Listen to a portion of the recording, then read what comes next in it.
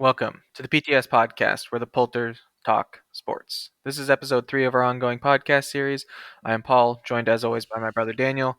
On today's docket, we've got the NBA Draft Lottery results. We've got going over all the teams that did not qualify for the playoffs in the Western Conference, as well as a trip to the bar at the end that involves a number 1 pick to our San Jose Sharks. First on the docket, the Atlanta Hawks had a 3% chance to get the Hey, number. who saw that coming?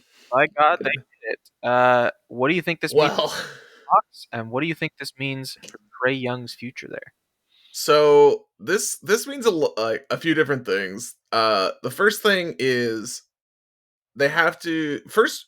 Who are they picking? Because there's no true consensus. There's a couple players that mainly this is not the Victor Wembanyama draft. This is not a clear slam dunk. The pick has already been made. This is the type of draft that gets people fired. Where in like 6 years you go, oh, how did they not pick that dude when he goes like 17th overall? It's one of those bad drafts where there's like no one's saying there's an all-star in this draft. They're like maybe a 6-man rotational piece is what you're looking for at the first overall pick. Great. Which is not great, but it's better than being the Pistons and being 5th.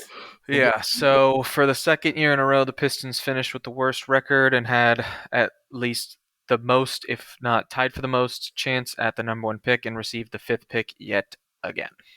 So, especially with Atlanta, the big thing they have to figure out is, do you want to build around Trae Young? I wouldn't. I would try and find some stupid team that just gonna give you things for him and just go full rebuild. There's not a 0% chance they go with this because a lot of people like Alex, at least Sarr out of he went to Australia for the year. Yep. 7'1", modern big man. People use the term unicorn a lot. He's not Victor Wembanyama unicorn. He's not Cooper Flanagan or Flag unicorn. He's a project.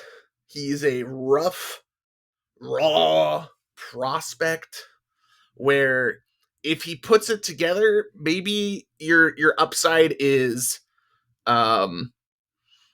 like, what's the best way to, he's just extremely athletic, super, it's like he has to be molded. This isn't LeBron entering the NBA and he's an all-star year one. This isn't Luka who's dominated Europe. He played in Australia and did okay. Yeah. He didn't dominate Australia, but it's one of those things where you see a 7'1" guy who moves well and you go, we don't got one of those. So if I'm not mistaken, Atlanta's in a tough spot because I think a lot of people would argue a rebuild makes the most sense, especially when you get a number 1 overall pick that might need time. But to my knowledge, they don't own a couple of their future picks still due to the DeJounte Murray trade. So Yes. they're in a weird spot, similar to the Nets, where one of the reasons the Nets didn't want to tank was because they don't own their own picks. Yeah. Speaking of which, their pick got converted to the 3rd overall pick. It's another surprising jump. Yeah. So, but that belongs to Houston as part of the James Harden deal. So Houston sits at 3. We'll get to them later during our talk of the Western Conference. 2nd overall, the Washington Wizards, probably the team I want to talk about the least in all of basketball right now. Team stinks. The team's gonna stink. What, you don't want to go on a pool party? No, I don't. Pool parties? You don't like sad, just I mean, out of the league in 3 years pool parties? I hope Denny Avdija finds a good team to be like a winning role player on.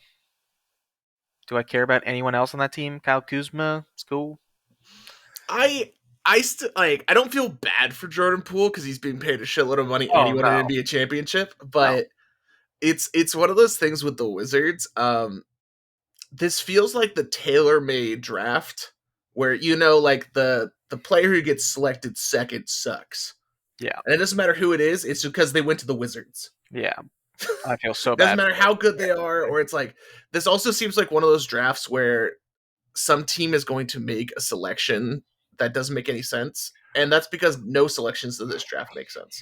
Yep. Like a good way to describe it is like a Jonathan Kuminga type would go first in this draft from many years ago, or like That's not great. it's like it's not as bad as like the Anthony Bennett year. Yeah, it's not 2013, but But it's one of those years where like I've been talking to a bunch of scouts and a whole bunch of people, and every single and like this is where scouts do make their money. Where like there is going to 1,000% there's going to be one of those Giannis, Kawhi, the 14th pick, like goes to Portland or something and becomes a superstar because someone just threw a dart and the dart worked out. yeah. This is one of those drafts where the people who know what they're doing will make a lot of money, and the teams that do not know what they are doing are going to be in the same position they are until next year's. Next year's draft at least has a true superstar at the top of the draft. This year has none, but that doesn't mean that's a lot of people will always be like, this is the like they'll be thrown around like this is the worst draft of all time. What's great is that gives more more support for the fact that Bronny James is going to go in this draft higher than we think because someone's just going to take a dart throw. Probably, I still think he's probably a second round Oh, I do too. I think pick he's where like someone late throws a 30s, dart. early 40s. But there's also a chance that he just like Philip Rivers it with an agent, like Rich Paul just says, "Hey, everyone, I'll sign here LeBron and has already made a deal with the Lakers to say he's only going to the Lakers, and he'll just not sign with your franchise, and you've wasted a second round pick." Which is worst case, like teams have spent money to trade first or second round picks for money, yeah. So like it wouldn't be you wouldn't have like the biggest egg on your face, but it still would be like examples like if the Pistons selected or like Oklahoma City Thunder selected Bronny James, and then LeBron goes, "I'm not moving to Oklahoma City. Yeah. I'm sorry," and then you see what happens there. Picking up yeah, the fourth I fully expect the Wizards to make a mistake against the Wizards. It's the Wizards. The fourth pick in the draft belongs to the San Antonio Spurs, who also have point the guard. Big neon sign says we're drafting a point guard. They also have the 8th overall pick in the draft, thanks to the Jakob Poeltl trade last year during the trade deadline. So it's interesting. We'll talk more about the Spurs, but they become a very interesting trade destination for Trae Young, which is something that people have talked about for a long time. Nope. It's possible. And then run, San Antonio, run. The 5th overall pick, as we mentioned earlier, unfortunately belongs to the Detroit Pistons. I do feel bad for the Pistons. They're very quickly getting into Detroit Lions of the early 2000s territory, where you're just like, there's like the sad puppy in the corner, and I guess the same city, but like I kind of just want to like pat them on the head and be like, I'm sorry, kids. Like, yeah. And it's not like they don't have talent. It's just everything the franchise touches kind of just turns into a mistake. Yeah, I mean, they paid Monty Williams a ton of money. They have, because we're going to touch on them later in the Eastern Conference episode, probably next week or the week after. But they do have Cade. They've got Jaden Ivey. They've got Asar Thompson, right? Because Amen's on the Rockets. I can't remember now. They are one of them. They have the second Thompson twin that was taken. The one that's more kind of defense oriented, I think. Yeah, I like both the Thompson twins. Yeah. They're both really like. It's just all going to be about development. But I think the biggest thing with this year's draft is what teams package their pick and then something else to like just go bounce for something, or like going back to Houston a little bit, like Jalen Green in the 3rd overall pick gets you what? Something? Get you something. Gets you what? Let's go ahead and transition to the teams that did make it into the playoffs. Sounds like a plan. Last place in the Western Conference, the Portland Trailblazers. I think they have not fired their coach yet, which is still surprising, which is Chauncey Billups. Well, I think Portland realizes that they know what they are right now. They know they're rebuilding, and there's no point of just like, if he's not causing large amounts of emotional trauma or drama, you're just gonna run with him until you realize it's not the same thing as the Mark Jackson situation, where you're just like, okay, this team's at the cusp, and then we need an actual competent head coach who isn't they're not there yet. Doing weird freaky shit. Well, The only player of note that has anything happening is Malcolm Brogdon will be on an expiring contract entering next year. That's a very obvious trade piece. Outside of that, they're just looking to develop Scoot Henderson. They're looking to develop Shaden Sharp. They're looking to develop Anthony Simons. They have DeAndre Ayton for some reason. Um, They have to figure out what they're doing with Simons and Ayton because no, because Ayton's got a longer deal, right? Because he just signed well the he does 4 year. well I'm saying as a trade piece as like Sure. you ship those out for especially Simons if you want Scoot just to have because like Simons at least has value right now Yeah. and you could For turn reference, Portland has the 7th overall pick in this draft. yeah they've got seventh and then I believe 14, 14th 14 from the 14 Warriors, which is actually the same the Warriors had when they took Kuminga and Moody at 7 and 14. So yeah quite interesting. no I would not be surprised if Portland try like this may just be everyone and the biggest I could see them trading out at least one of those picks for a next year's first round pick, but then you have to feel like, hey, What team wants who's to do that? trading into this draft? And there's going to be 100% some players in this draft that some GM falls in love with that he Oh, thinks he's smarter than someone yeah. else and will take that deal. They'll find like But one piece of athletic score that supports it, and they'll just there's run not a with lot it. of players that like I personally would just be like, oh my god, I have to trade, especially with next year's draft. Especially the lot like once the lottery happens for next year, it's a lot because like with Cooper Flag being the top over pick next year, it is a clear like. And there's like two other guys that are like Good, very very good, but not like generational. sure. And but Cooper is one of those things where like you stockpile picks to try and see throw a dart because then your franchise just gets changed overnight. What spots he play? Power forward, but like imagine a young Kevin Garnett, but white and from Maine. So what you're saying is that's the player that Oklahoma City's going to finally mortgage their picks for. If they could, yes. I think he'll go to San Antonio because that would just be funny. Yeah. Speaking And of the you have Spurs, go ahead. Spurs finished 14th, just above the Trailblazers. They've got one free agent who you probably know of. It's Jetty Osman, formerly of the Cleveland Cavaliers. Um, he's an he's an unrestricted free agent. Going into 2025, they've got two more unrestricted free agents in Devonte Graham, formerly of the Pelicans slash Hornets, Yeah, I and think so. Trey Jones. They're both going to be both going to be on expiring deals, which is interesting because you might get in a couple seconds for Devonte Graham or something because teams need Maybe, yeah. shooting and some punch off the bench. Um, I think for the Spurs, you and I both agree. I'm pretty sure it's just all about Wemby's development. Um, I Yep. mean, I'm of the opinion maybe it's just because I want him off the Warriors because of the contract situation. Chris Paul of the Spurs makes so much sense to me. I Having a veteran I leader, there was a like lot of someone that can run debate the show. on Twitter, and the biggest thing with that one is how he actually unless he gets just cut, which I don't think the Warriors will do, he'd have to actually be traded there. And then you're like, okay, what on this dumpster fire outside of Victor Wembanyama on the Spurs is worth trading back? And that's it. We'll discuss that later. But I think if it's between Trey Young and Chris Paul, Well, those are very different. Yeah, but the thing is though, I'd take Chris Paul 1,000 times over. yeah, But I that's would. mainly because I don't think Trey Young is a 16 game player. I don't think he's built for the playoffs. I think he's built for the James Harden. I scored 32 points. Look at me. Um, And then I score 6 the next game, and and like he's like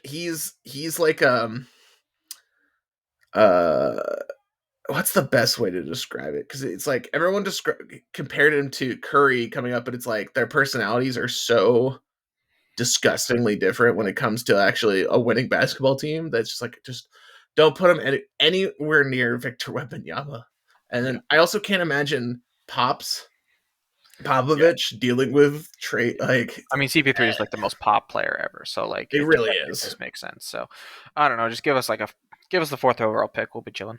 Um, So again, I don't think we have to touch much on the Spurs because it's all about developing Wendy, and we don't really know until they get a point guard that can actually fit with him. So Yeah, instead of true. trying to put a power forward at point guard, so um, Yeah. maybe the most disappointing team in the NBA, in terms of teams that did not make the playoffs, the Memphis Grizzlies. They finished 13th. Those Memphis Grizzlies. So obviously, Ja Morant returned from suspension. He proceeded to unfortunately get hurt. Um, and no matter what you think of Ja on or off the field, we're not the kind of people that would ever wish for any kind of injury or anything like that. Yep. He is arguably the most exciting player in the league when he's healthy. His dunks are thunderous. Like, maybe Edwards just took that over.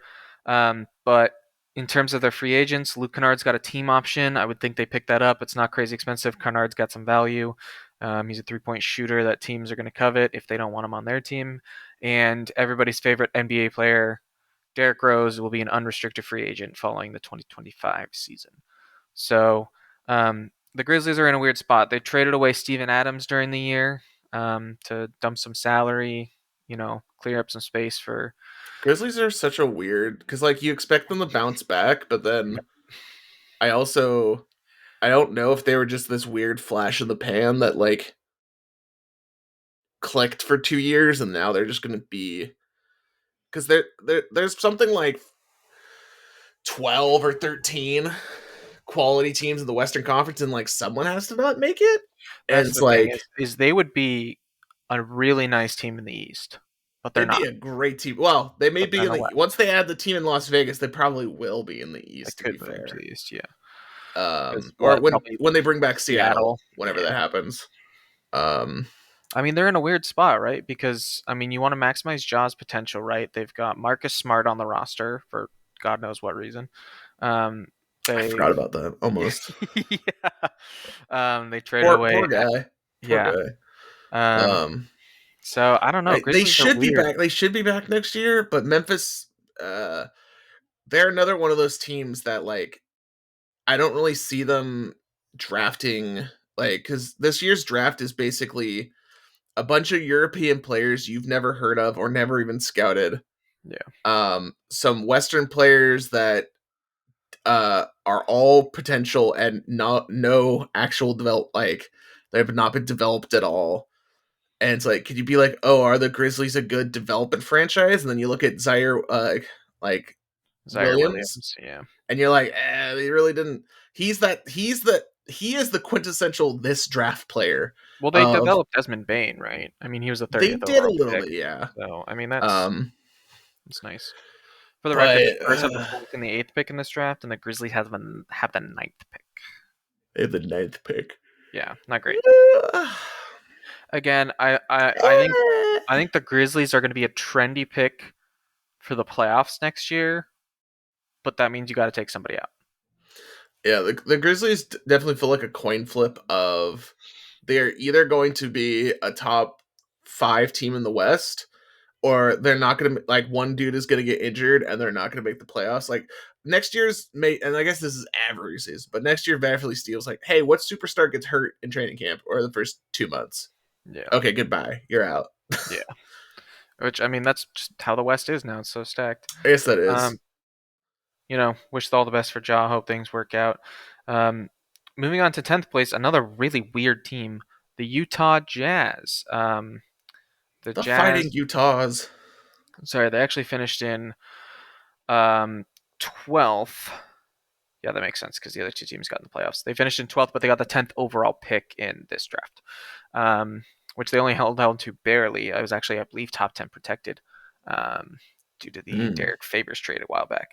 Oh Lord, okay. In this coming off season, they've got THT. Does that interest you? Unrestricted free agent.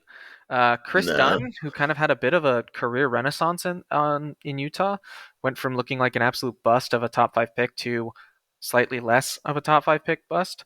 To Kira Lewis also is a unrestricted free So agent. And then in 2025, John Collins has a player option, and Lauri Markkanen is a unrestricted free agent.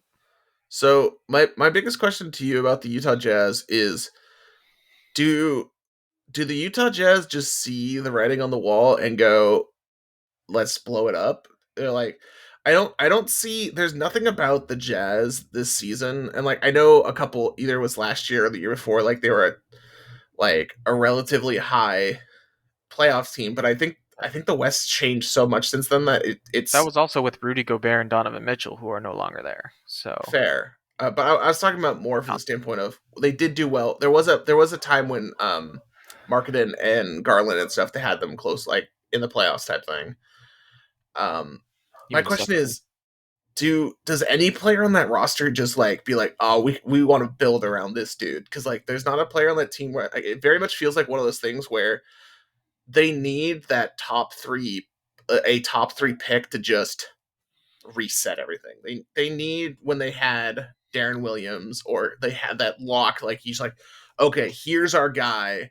Because right now, Marketing's a great player, I mean, and realistically, Sexton's okay, and you right try now it's and just kind of flip. like, we're the Can you Jazz. We flip ain't doing Market shit. into OKC for picks next year, and then try and use those picks to make sure you get flag? Like, Yeah, but they're all Oklahoma City picks.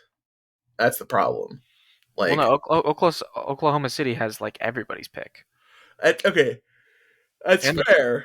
That's The Jazz have fair. a lot But themselves. the thing is though, with the Oklahoma City Thunder trade, like those picks have extreme value where they can get basically whatever they want. Are they trading that for marketing? I mean, he fits their Do they team need really marketing? well. I mean, you'd Do rather they? trade for a player on a rookie contract, right? But like Markkinen slotting in at the 4 sounds really good. Like, I mean, that's kind of what they need, right? They need a 4 who can shoot, play a little defense. I mean, he's tall as hell. Him and Chet down low, J Dub, SGA. It's pretty good. Like, I don't know. I think the Jazz are I feel like the definitely Jazz are just in trouble. Like I feel they are the type of feel where like I it seems like they're the type of team that like finishes last in the West, even with talent next year. And like yeah, Portland does a little bit better, yeah. I'd say unless down someone with gets like Portland. super super hurt, and then they of course go below them. But like just on paper, they've got nothing, and then they're like just trade John Collins, trade Marketing. I don't even know what They John probably Collins' value and is Kelly. anymore. I think he did pretty well. I think he's a because there was a lot of talk about him being a trade target this during the winter. I think some franchise that has a bad contract does that swap, especially if Utah says we're gonna suck for 3 years, and then you just take whatever shitty contract like Like Andrew Jordan Wiggins. Poole.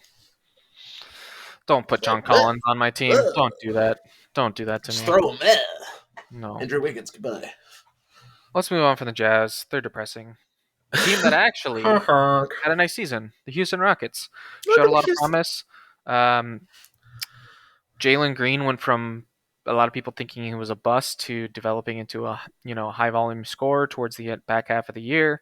In terms of free agents, Jeff Green has a team option. Aaron Holiday unrestricted. Boban Marjanovic unrestricted free agent. Boban. Boban. Reggie Bullock unrestricted free agent. Jay Sean Tate with a team option. And for 2025, Jalen Green is a restricted free agent, obviously. I believe the same with Sangoon. Fred Van Vliet has a team option for the last year of his contract, and Steven Adams is set to be an unrestricted free agent. Um, Team is interesting. Rumors of you know desire mostly from fans, but potential of Sangoon getting moved somewhere. Yeah, Um, first the just some the weird stuff. entirety of Turkish media is just trying to find any way to get Sengun out of Houston, and I'm We not. would take him on the Warriors. Holy moly, Yeah, we would he would take be him on perfect the for the Warriors. Warriors, but I also don't think the Warriors have the correct things to get him I don't off think of so. Houston. The big thing with Houston is they're looking up. They're looking like they're in the right direction. I wouldn't say that they have a like superstar. Um, We agree. Jalen Green, like some context. Jalen Green finished up his high school career. I covered him ostensibly in person in Napa, California. Um, Great kid, very quiet. He's one of those kind of quiet off the court, switches it on the court type of kids. Sure. I was glad to see him finally start to put it together instead of just being like just full blown mistakes. Yep. I think the biggest question, I brought it up earlier, is if you're Houston, do you want a project development player at 3 overall? Because there's no one that's ready made. There's no one in this draft that you can plug instantly into the Houston Rockets and is going to be a starter on a playoff team next season or next season. Do you trade Sengun in the 3rd pick, Jalen Green in the 3rd pick, I mean, what is Fred that? Van Feet in the 3rd pick? I mean, you might have to throw Fred in to make the money work if you're looking for a star. I mean, what?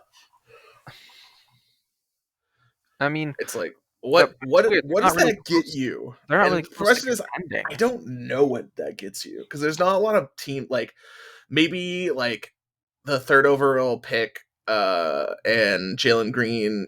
You do something with the Jazz, like marketing something else, like Sengun, Jalen Green, and the 3rd overall pick for Devin Booker.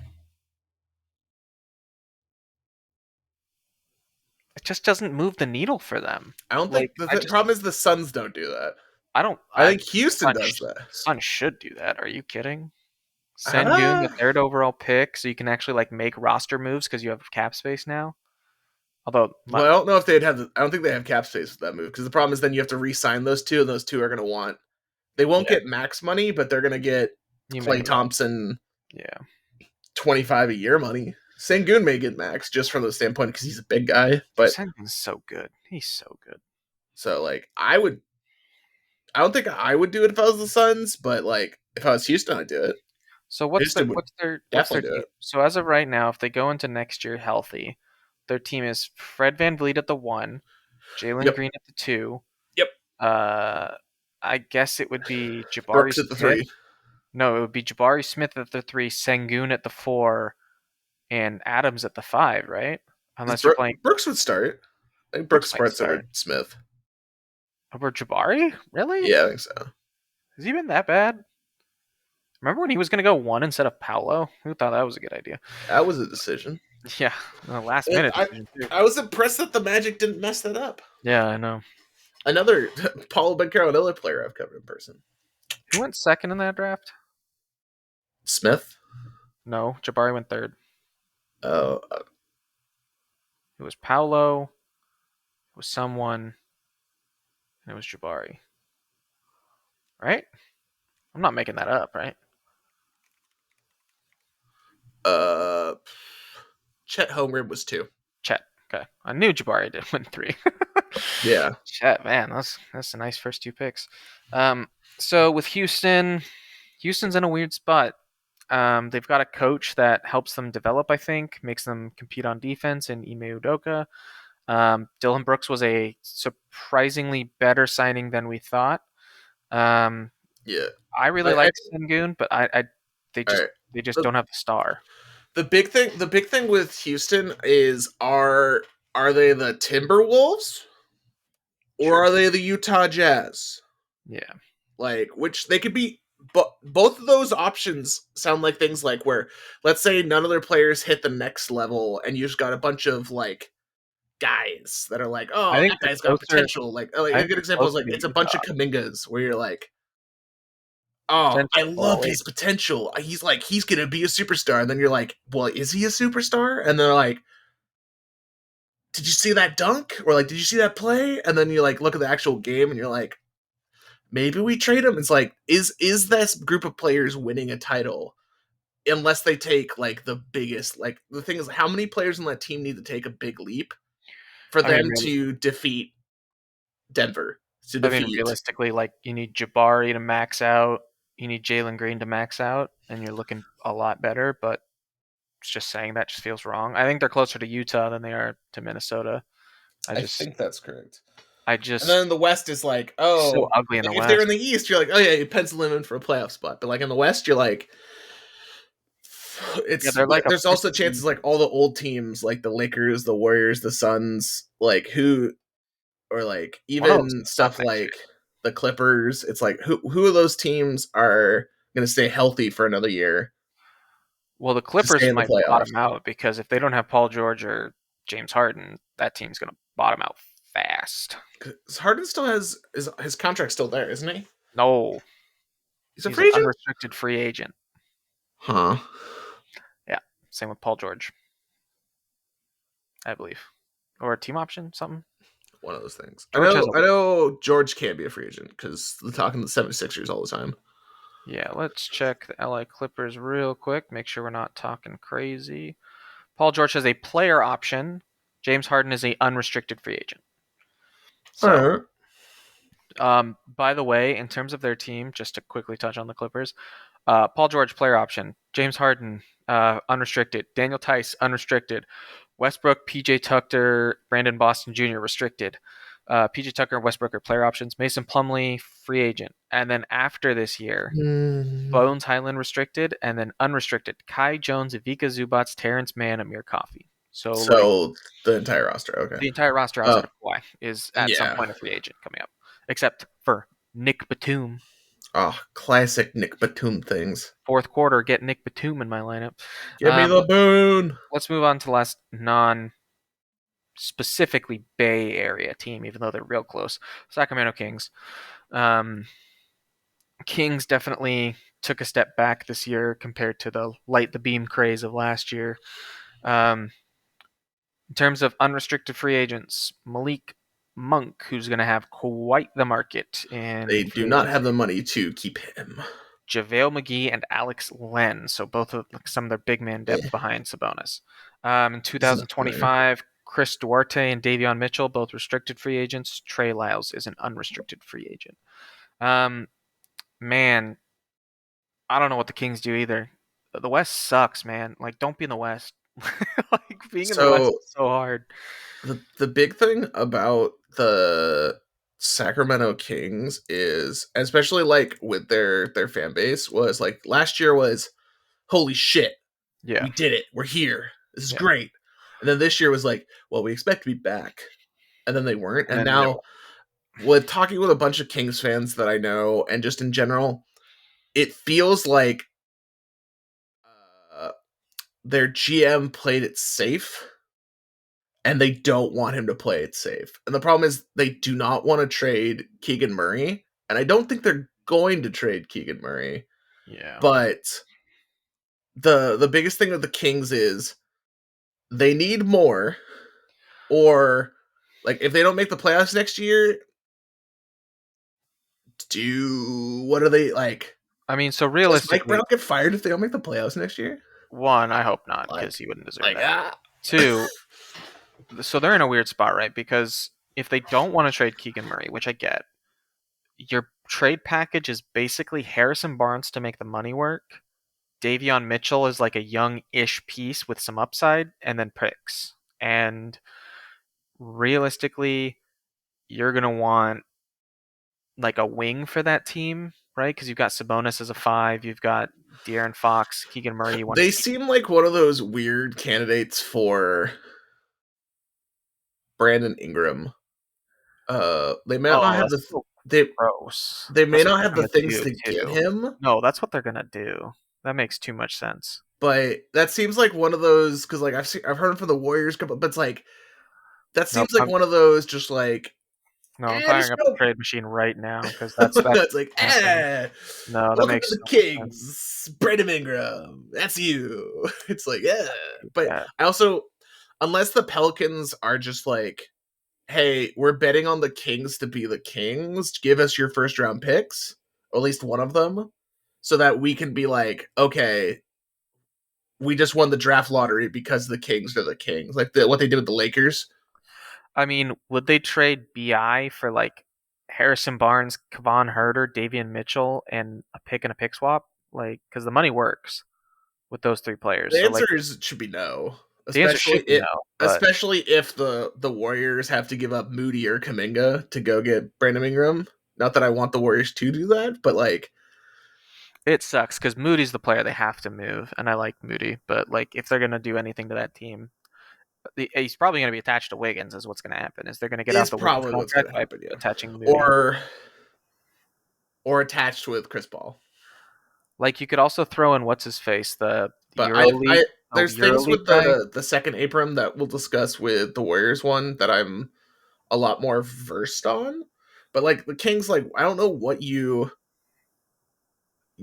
like. What like do they go for Jeremy Grant from Portland?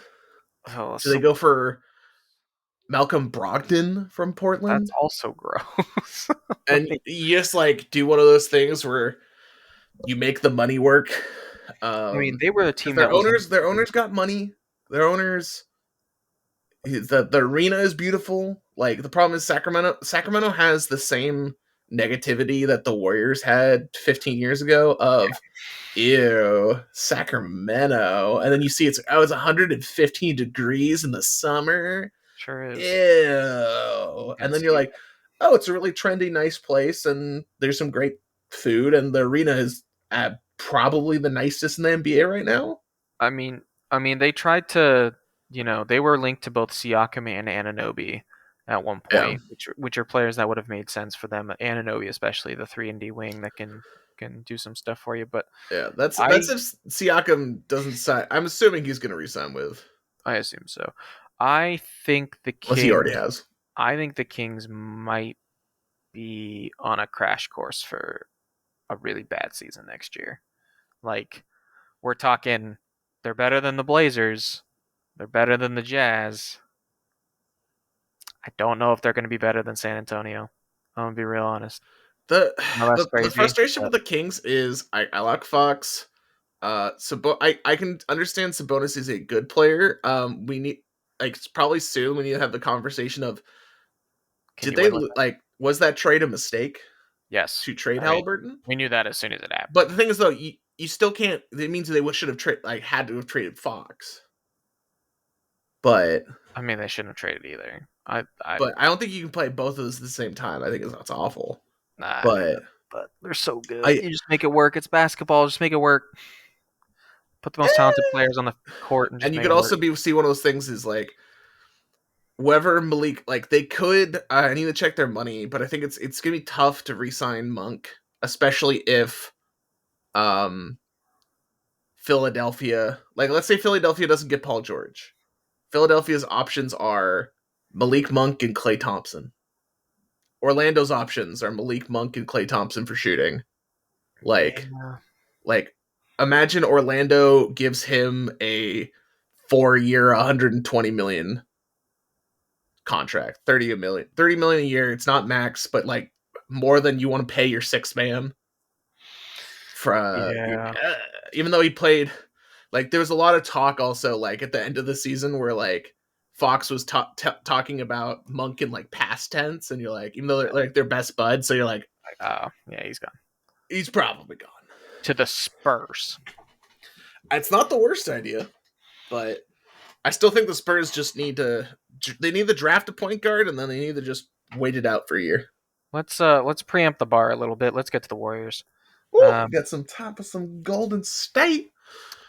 I also don't really know where this team goes. They All right, finished 10th. They got knocked out in the play-in by the Lakers, I believe.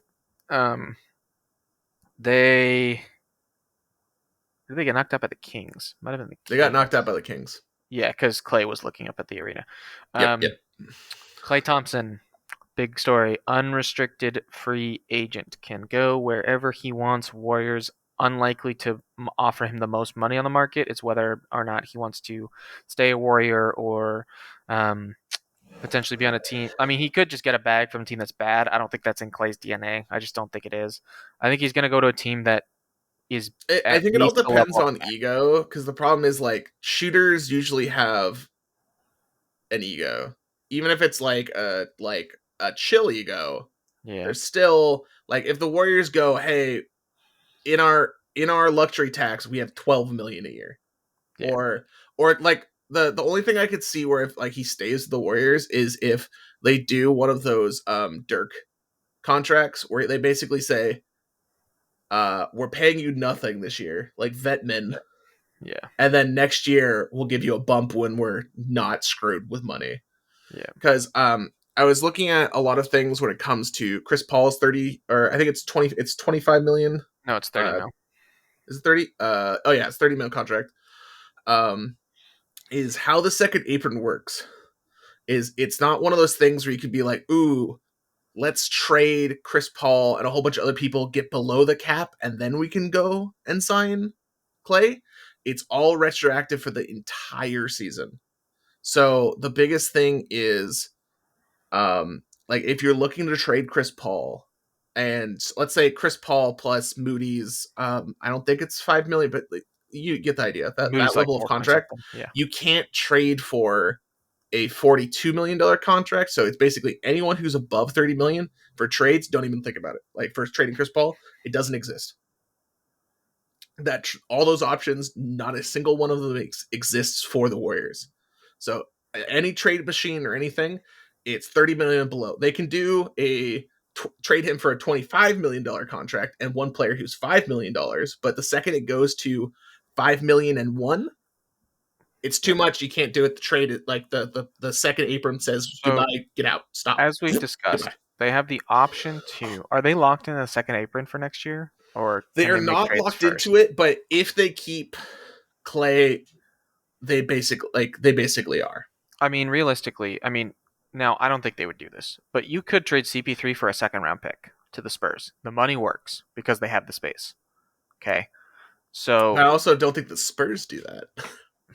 for a second round pick, they wouldn't trade for CP3 on expiring. Are you drunk? Of course they would do Yes, that. Of I course. I don't What? I think it's one of those things where I don't think that the Chris Paul. I think the Chris Paul contract, the 30 million slot, especially because they can birds rights it, is if you're either not keeping it at all or you're trading it for something that is a piece.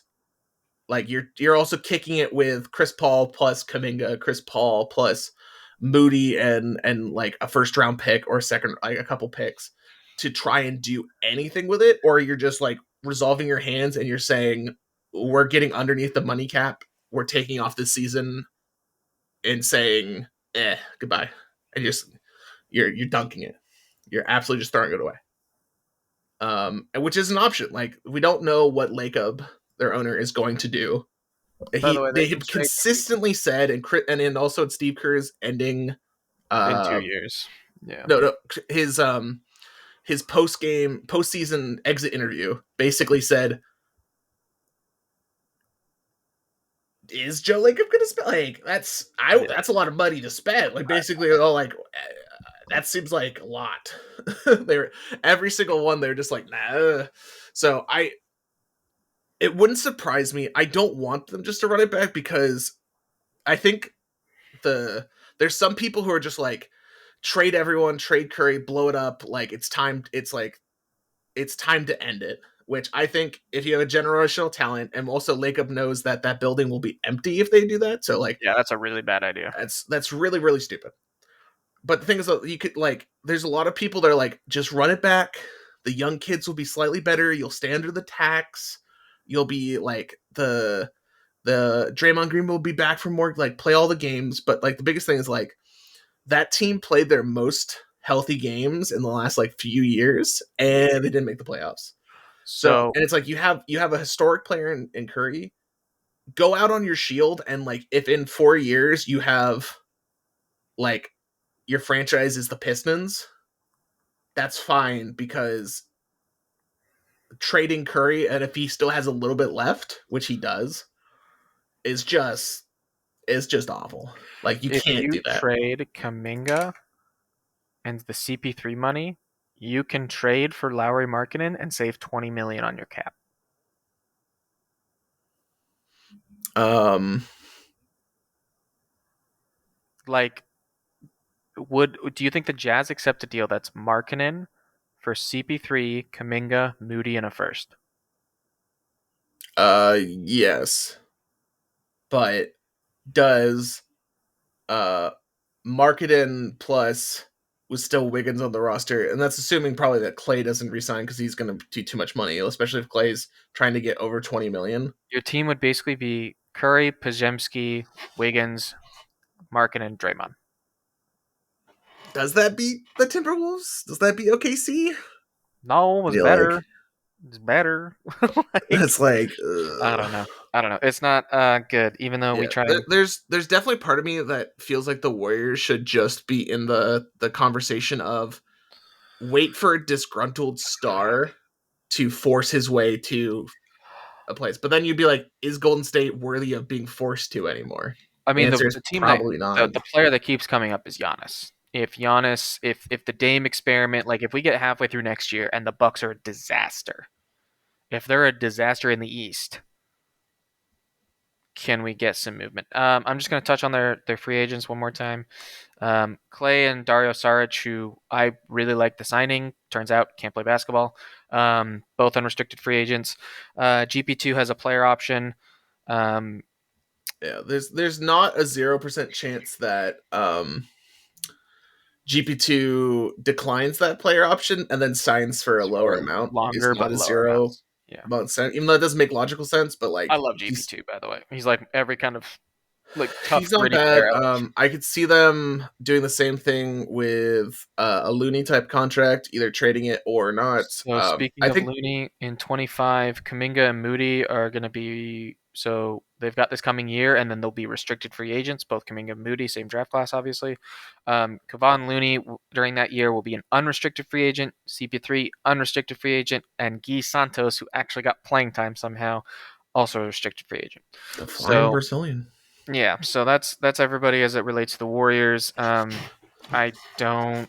I think Yeah, they're going to try and get under the tax this year. I think is what they're going to inevitably do is try and get under the tax. yeah. I think it depends on sentimental value of like how much they want Clay to retire a Warrior or how much Clay wants to like sign as a Warrior. Because if, like I said, if Orlando's offering 30 million, they can't. They can't. One, they can't match that. Two, that's insane. Like, cause shooting's always at a premium, but like, I mean, what could they offer? I mean, realistically, what do they offer Clay? Like 2 years, 27, and a third year is like a team option, something that they what, would obviously 27 a year or 27 total? 27 a year. Yeah, I think they're more in the like 2 years 15, 2 years 15 20. a pop. Yeah.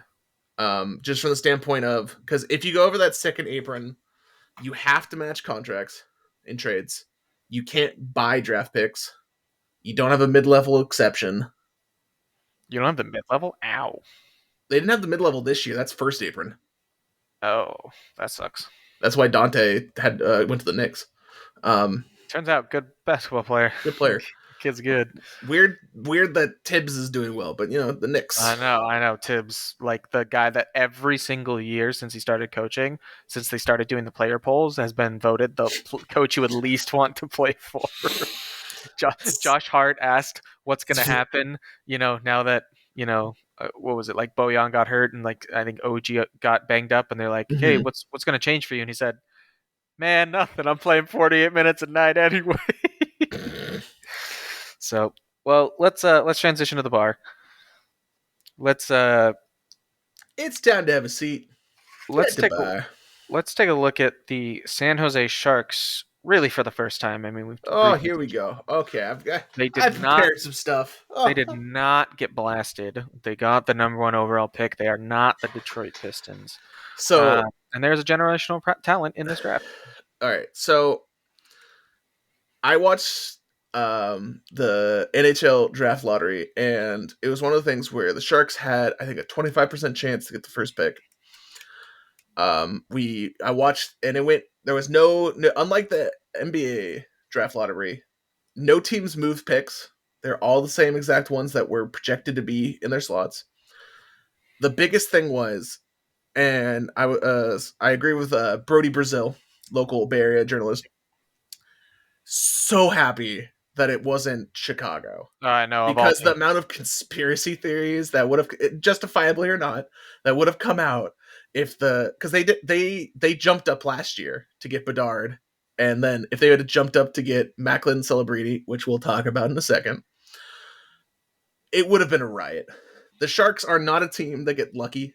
They're not a shark. They've had bad luck in drafts and jump ups and everything. This is their first ever first pick in franchise history, and it is a true dream.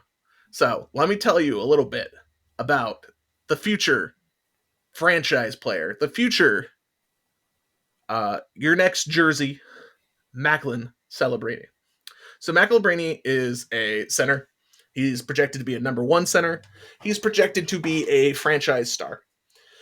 This kid, he's 6 foot, 190 pounds, and he is the epitome of, it's going to be weird to say, but like flair, swag. He kind of just like dances on the ice. He stunts on his opponents. He's just like, he's your favorite player that you're going to see and be like, oh, I can't wait to see. And he's not like a huge goal scorer. He's not like a guy who's going to score 80 or like an infinite amount of points. Like he's not that type of player that's like he's going to lead your team in goals every year. But he is basically and he's not good as last year's number one pick, Connor Bedard, who's like a once a 30-year player. A good example of what you can expect, and this is a lot of to put on him, is like Sidney Crosby light. He is a player that will be your leader. He was voted as he's the youngest ever player to win the best player in college. Last year he won it as a 17-year-old. He graduated early to go to college as a 17-year-old, won the top player in all of college, took his team deep in the playoffs, was the leader of his team, points, went to Canada Juniors Nationals, the international tournament, was the best player in the entire tournament by far. He is a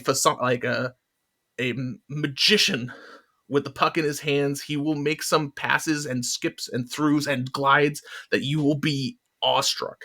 This kid is everything the Sharks need, especially with their first round pick last year, Will Smith, which a lot of people were like, you got to pick the kid out of Russia, who is kind of like the same type of thing as Celebrini, of like a super flair player, but you didn't know if he was going to get out of Russia for 5 years. Will Smith, the player they did select, is looking really, really good too. He's a hockey player. They were consensus 2 of the top 3 players in college hockey this year, the Sharks. And so the thing is, the other things about Macklin Celebrini, his father is the VP of Health and Development for the Golden State Warriors. He grew up in Vancouver when his dad was working for the Canucks, but moved to and has been in the Bay Area for the last until he went away for college. He was a part of the Junior Sharks program. He played locally.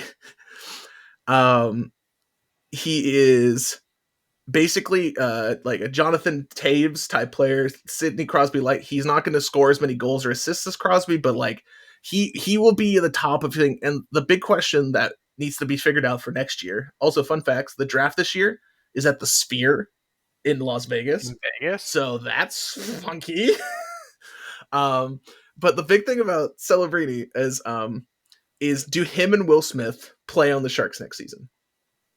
Or do they go back to college? Because hockey's one of those things where you can sign their rights and then be like, okay, go develop back in college. And it's basically, do you want to, because the Sharks will not be good next year. There's a chance they could be, but it's another one of those type of just wasted years, just like get another couple high picks, see who you can develop. It's like, do you want them to develop at the NHL level, which a lot of times people recommend not doing unless they're like the true number ones, like the Sidney Crosbys, like Tavares, Matthews, all these superstars. They went to the NHL right away type thing. Stamkos. Like a good example is he's kind of like a Stamkos as well. Like, so do you want him to develop at the thing and maybe getting beat the hell up? Because a lot of players are going to be like, oh, you're the number one pick, I'm going to go kick your ass. That's how hockey works. It's hockey. Do you want to put him in that environment, or do you send him back to college and basically say, hey, go dumpster some kids again? But the argument with that could also be, hey, what is there to learn against inferior competition in college? Sure. Where he could play at the NHL level and he could hold his own, but there's a chance that his development maybe gets stuttered by if he gets hurt, or if the Sharks are so bad like mentally you get broken or something because your team just sucks. That's the main update for the Sharks. Obviously, winning the number one overall pick was not only franchise changing, but a chance to actually get some revenue and things going in a stadium that's awesome. But boy, whenever I go to the tank recently, it's been empty. Yeah, Um, there will be at least something to if he's because like I could see Sharks fans being really upset if he goes back to college because they're like, we got the first pick, we want to see the first pick. Yeah. But the Sharks so far have understood we know we suck, and we know that this is not because of how many years. This is kind of like where the Warriors and the Giants were after they won their titles, and where the Warriors are currently at, where they decided to keep playing and keep going for that Stanley Cup, and it backfired because they couldn't get over the hump, and they're paying for it. Yep. Luckily, they also because they traded to the Penguins. They have I think it's the 14th overall pick in this year's draft as well, converted. So they got the Penguins pick. So they have 2 first round picks this year. And it's basically a pretty solid like deep draft. There's outside the top, like outside of Celebrini was the true like gem, but there's a lot of people that are like, hey, you can get a top 6 forward or a top 6 defenseman pretty easily in this draft, or it's really stock goalie. So the Sharks are going to get value. So like this is it sucks when your team is absolutely trash, but like they're doing it the right way. They're not trying to rush it. I would watch this summer. There's a chance the Sharks try and be a salary like assassin, where hey, your team, you really want to get rid of that shitty contract that you have to pay for the next 3 years? Attach a first round pick and we'll take him. Give us a second and we'll do it. So that's the biggest thing to watch for the Sharks is does Macklin Celebrini come to the Sharks? Does Will Smith come to the Sharks? Do both of them come to the Sharks? And do they do some things? The biggest thing you probably don't want the Sharks to do is, because they have a shitload of cap room this year, is if they go out and sign someone to be like, let's accelerate this rebuild. And it's like, no. Take your time. You have the franchise jewel. You have the gem. Now just now keep it going. Don't try to speed up and make it like a fake diamond. You have the diamond. It just needs to put it in the time chamber. Just let it chill. You got Gohan. You got just let him go Super Saiyan. It's okay. Let's go ahead and take a look at Yamcha, also known as the San Francisco Giants. The Giants, in the last 3 days, Nick Ahmed, 10-day DL, left wrist sprain. Austin Slater, concussion. Conforto, hamstring. Bailey, illness. Jung-Hoo Lee, dislocated shoulder. The team, frankly, isn't that good. They're okay. They've called up a lot of young guns to try and support. They've had a lot of injuries. Obviously, Blake Snell hit the IL. They're still, I believe, waiting for both Alex Wood and is it Robbie Ray they traded for? Yeah, Robbie Ray. Robbie Ray probably won't be till like the All-Star break in July-ish. Yeah. Wood had a setback like 3 weeks ago, so because he was kind of trying to rush back because he felt so good, and then he felt something weird, and he's like, I want to back off. Blake Snell did have a rehab start in San Jose today. He pitched. He dominated single A talent, as you would hope that he does, because Blake Snell. The biggest thing with the Giants is they have like an 8-man rotation of like good players. Eventually they will have it like a 7-8-man rotation, which then you have to figure out what the hell you're doing. Though I think that's kind of going to work itself out because Jordan Hicks is in the first year of a 4-year deal and he's going from reliever to starter. Do you think he's going to throw 200 innings this year? Because even if he could, the Giants probably go, hey, you were a reliever throwing 105 miles per hour. Don't. We're gonna shut you down. They could also make him like long relief if they make the playoffs. Like he's a perfect like. You can, but he's been good enough this year where he kind of is deserved to stay in the starting rotation. Logan Webb staying in the rotation. The question will be like but Wynn probably goes to the bullpen, even though he's been very, very good. And then but he's also coming off of he's never thrown 200 innings.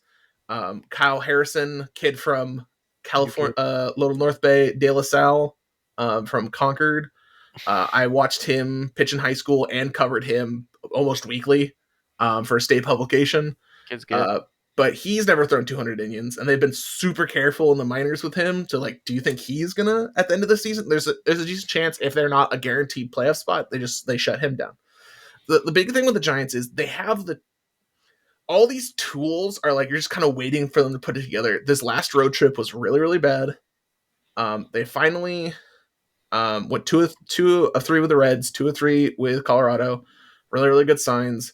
Wynn has pitched poorly his last 2 times out, but one of them was after a torrential downpour and he was sick. And the second one, his I can't remember if it was his slider or his cutter just wasn't working, but he's a pitcher that only like throws those things. So he was just like, I don't know what the fuck to do. Game in Colorado, or was that the game San Francisco against the Reds? San Francisco against the Reds. Reds. That was the first game of the series. It was the first game of the series. Yeah. So like you're just like, okay, let's see what he does next time. But though I do want to say, I'll say when I'm wrong. Sean Jelly, their 6 foot 75,000 redwood tree. The guy you talked about literally last week. The guy I talked about last week being an absolute shitter. Yep. Okay, except for against the Padres. Yep. Except for against the Padres, his last like 4 times out, he's been a like lockdown superstar, and I don't know what he did, but he's figured it out. It used to be one of those things where you're like, oh, what's up? Is he a 7th, 8th inning guy? He is, yes. Like he pitched today, and so he pitches before Duvall. He pitches kind of wherever, but he's a 27-year-old 6'11" pitcher who's and why do the Giants have taller players than the Warriors? Yeah, like, it's mean. And his like, let me see if I can find his last couple of starts here. But like, okay, so he's pitched against the Phillies twice, Colorado, and Cincinnati twice. So the last since the start of May, and he's given up 2 earned runs through 7 innings for 7 hits and 12 strikeouts for an ERA of 2.45. That's fine. His whip's been 0.95, and that compared to most of the relievers, that's actually kind of insane. So he's back. He's doing well, but like they lost their backup catcher for a while with, I can't remember if it was I think it was a muscle. It was either strain or a ligament thing. Bailey had his 2nd concussion in less than 7 months. That's not good for a catcher. Conforto looks like he pulled his hamstring. Looks like only Jung-Hoo Lee it's bad to say he only just dislocated his shoulder. A lot worse though. But it looked like he was holding his wrist like he broke it when he came out of the game, because he like went full extension diving into the outfield fence, trying to rob a home run type thing. The big question with the Giants, I think, is because the wild card, having 3 wild cards, is they are still deeply in the hunt right now. They've got pitching coming on the way, but if they start to struggle, trade for Brandon Crawford, sign Brandon Belt. I think the Cardinals will probably cut Crawford before that happens. But it's been really bad for them. He's not doing well. And this talk is, we're not gonna have this talk right now, but I'm just putting this out in the universe. There's like, do you trade Blake Snell if you suck in a month? I mean, the answer is yes. Like, you have enough pitching. Like I mean, the current rumor as it stands is that they're looking into Jazz Chisholm. Yeah, I can see them. I can see them looking at a shortstop or a second baseman. It all depends on what they feel about. Though I will say, Helio Ramos or whatever. Yeah, Ramos. Yeah, has been doing really well. He threw out 2 people yesterday. He's starting to hit. He was crushing AAA, and a lot of people had labeled him like a 4A player, but like he has not had any at bats basically in the pros. He just kind of got pulled up and down a couple times last year. Where does he play? Outfield. Okay.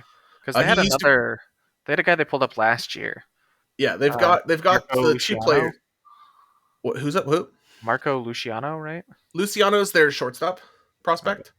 Yeah, Luciano. The big thing is a lot of people don't think he's a shortstop long term. that's not His good. defense, his hitting. He's like a young kid. I think he's um, Marco Luciano he's 22. I was gonna say I thought he was 23. Yeah. He's really really young. Move him to Um, first base. Get him. Move him out. well, they may move him to outfield. Like there's a lot of beat writers like Susan Slesser is basically like Move him to corner maybe outfield. keep him down at AAA, and then if he doesn't work out at shortstop, like if you can't trade him because like he is a really big prospect. Like that's the thing, his bat is really really good, but he's one of those weird players where it takes him at every single stop because he was signed as like a 17-year-old or 16, 17-year-old. Every single stop in the minors, it's taken him a month. Where he like has to digest the entire thing for a month, and then he starts just raking like an absolute madman. Which is not good for the majors because you're like, oh, we're not going to give you like a month to figure out unless this season turns into we're giving up on this season. Then you Matt just bring him Chapman up. still sucks. Then yeah, but he's Well, on an opt out deal. Chapman's a third Right? baseman. Do you remember? Yeah, but he's on an opt out deal, right? Where he's like Chapman and Snell can opt out after this year if they yeah choose. yeah. Which depending, Chapman might not. Chapman may Things are not. going, but Snell probably will either way, but yeah, you I think never so. know with that one. So Um, that's all we have for today's episode of the PTS podcast, where the Poulters talk sports. Next week, I believe we're going to be touching on the NFL. We've got all some NFL next week. NFL next week, and then at some point when we can fit it in, preferably before the NBA draft, we will talk about the eliminated Eastern Conference teams, as well as give you guys an update on how the second round of the NBA playoffs is going. My name is Paul. That is Daniel. Thank you for joining us this week. We'll catch you guys on the next one. See y'all.